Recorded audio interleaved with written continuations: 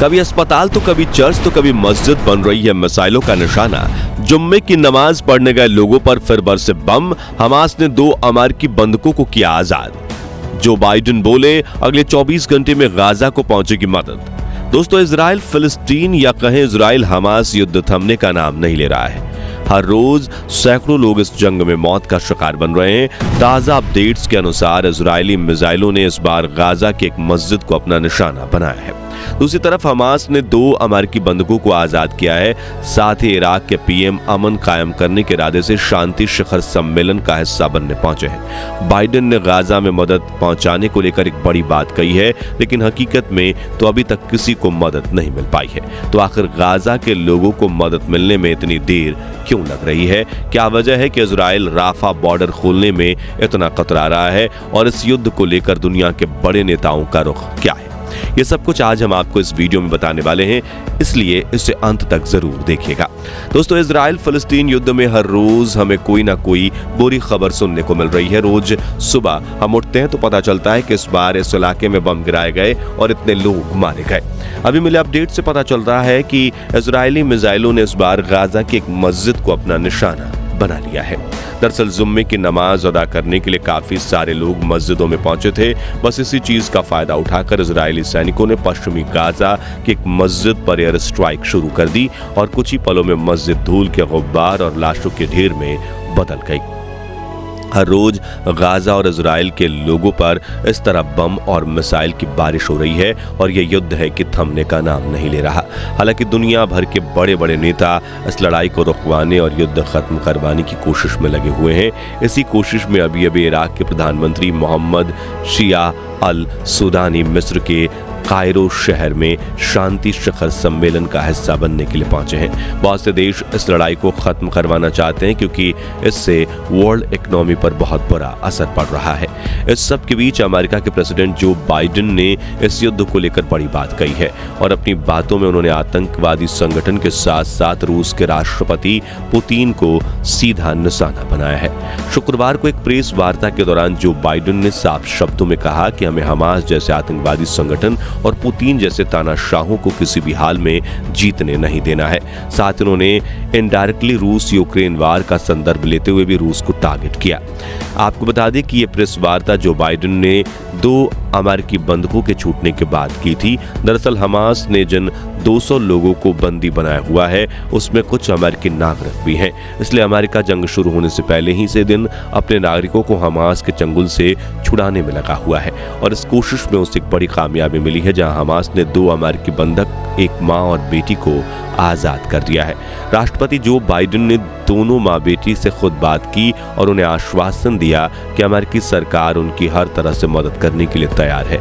गौर करने वाली बात यह है कि इजराइल ने गाजा पर बम गिराना अभी बंद भी नहीं किया है, फिर भी हमास ने 2 बंधकों को आजाद कर दिया है। राष्ट्रपति जो बाइडेन का कहना है कि हम उन बेगुनाह फिलिस्तीन नागरिकों को भी नजरअंदाज नहीं कर सकते जो सिर्फ चैन से रहना चाहते हैं और इस युद्ध के कारण बिना वजह अपनी जान गंवा रहे हैं। बाइडेन का मानना है कि इस तरह के हमास जैसे संगठनों का रहना इजराइल की डेमोक्रेसी के लिए एक बहुत बड़ा खतरा है, ठीक वैसे ही जैसे रूस का रहना यूक्रेन के लिए। अमेरिकी राष्ट्रपति पुतिन को इस तरह टारगेट करने का कारण बिल्कुल साफ है कि इस युद्ध में अमेरिका इजराइल के साथ है और क्योंकि अमेरिका इजराइल के पक्ष में है इसलिए रूस के राष्ट्रपति पुतिन हमास और फिलिस्तीन के साथ खड़े हैं।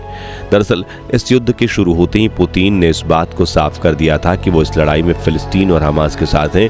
यहाँ तक कि पुतिन की तरफ से इस तरह के संकेत भी दिए गए थे कि अगर अमेरिका इस लड़ाई में अपने सैनिकों को भेजता है तो रूस भी ऐसा करने से बिल्कुल नहीं कतराएगा। जब से रूस और यूक्रेन के बीच युद्ध छिड़ा है तभी अमेरिका रूस के रिश्ते बहुत खराब हो गए हैं। सिर्फ रूस ही नहीं बल्कि अमेरिका का दूसरा सबसे बड़ा दुश्मन चीन भी इस लड़ाई में फिलिस्तीन और हमास के पक्ष में है। वैसे देखा जाए तो इस समय पूरी दुनिया ही 2 पक्षों में बटी हुई है। फिलहाल अमेरिकी राष्ट्रपति ने आश्वासन दिया है कि अमेरिका की तरफ से मदद के लिए भेजे गए 20 ट्रक अगले 24 घंटे में गाजा के अंदर होंगे। अब यहाँ हम आपको बता दें कि 7 अक्टूबर को जब ये लड़ाई शुरू हुई थी तब इजराइल ने गाजा को चारों तरफ तरफ से सीज कर दिया था। इस सीज का मतलब यह है कि गाजा में रहने वाले लोगों तक खाना, पानी, दवाइयां और बिजली जैसी जरूरी चीजों के पहुंचने पर पूरी तरह से रोक लगा दी गई है। इजराइल के ऐसा करने से पूरी दुनिया में उसकी काफी निंदा हुई, क्योंकि गाजा में 22 लाख लोगों की बहुत बड़ी आबादी रहती है और वो सब के सब हमास का हिस्सा नहीं है। ऐसे में हमास को सबक सिखाने के लिए 22 लाख ऐसे लोगों पर जुल्म करना जिनका हमास से कोई लेना देना नहीं है, ऐसा करना वॉर क्राइम की श्रेणी में आता है। इसके चलते पूरी दुनिया में इजराइल की थू-थू हो रही है और दुनिया भर से अपील की जा रही है कि इजराइल गाजा तक मानवीय मदद पहुंचने के रास्ते को खोल दे। यहाँ तक कि इजराइल खुद भी ये कह चुका है कि वो गाजा और मिस्र को जोड़ने वाला राफा बॉर्डर खोल रहा है ताकि मदद के लिए भेजे गए ट्रक अंदर आ सके। लेकिन उसके ऐसा कहने के बावजूद भी अभी तक गाजा में किसी ट्रक की एंट्री नहीं हुई है। इसको लेकर बाइडेन ने कहा है कि कुछ रास्तों को दोबारा बनाना पड़ेगा जो हमलों में बर्बाद हो गए हैं और अगले 24 से 48 घंटों के अंदर गाजा तक मदद पहुंच जाएगी। हालांकि गाजा के लोग अमेरिकी ट्रकों के जरिए आने वाली मदद को स्वीकार करेंगे, ऐसा होना जरा मुश्किल है, क्योंकि अमेरिका ने शुरुआत से ही इजराइल के हर एक एक्शन का साथ दिया है और हर एक्शन को सपोर्ट किया है। यहाँ तक कि अभी हाल ही में गाजा के हॉस्पिटल पर जो हमला हुआ, अमेरिका ने उस पर भी इजराइल का ही सपोर्ट किया और इजराइल को इस युद्ध के लिए हथियार देने वाली अमेरिका की ही सेना है। साथ ही साथ अमेरिका की तरफ से हथियारों के रूप में इजराइल को $10 बिलियन की मदद भी की गई है। यानी एक तरफ गाजा में हमला करने के लिए अमेरिका इजराइल को बमबारी का हथियार भी दे रहा है, तो वहीं जब लोग मारे जा रहे हैं, उनके घर तबाह हो रहे हैं, तो उनके पास खाने पीने के लिए कुछ भी नहीं है, तो अमेरिका उन लोगों की मदद भी कर रहा है। ये बिल्कुल वैसा ही है कि चोट भी हम देंगे और इलाज भी हम करेंगे। ऐसे में बहुत कम चांसेस हैं कि गाजा के लोग अमेरिकी मदद को स्वीकार करें, क्योंकि गाजा के लोगों का इतिहास हमेशा से ही कुछ ऐसा ही रहा है। साथ ही अमेरिका को मदद भेजते देख रूस भी चैन से नहीं बैठेगा। जाहिर सी बात है कि जब राफा बॉर्डर खुलेगा तो रूस भी अपनी मदद भेजेगा और ऐसे में गाजा के लोग अमेरिका की जगह रूस की मदद लेना बेहतर पसंद करेंगे, क्योंकि भले ही अमेरिका से दुश्मनी सही हो, लेकिन रूस कम से कम शुरुआत से इनके साथ तो रहा है। अब देखने वाली बात यह होगी कि इजराइल राफा बॉर्डर के रास्ते ट्रकों को अंदर जाने की परमिशन देता है या नहीं। आपको क्या लगता है, इंसानियत के नाते इजराइल को राफा बॉर्डर का रास्ता खोलना चाहिए या नहीं?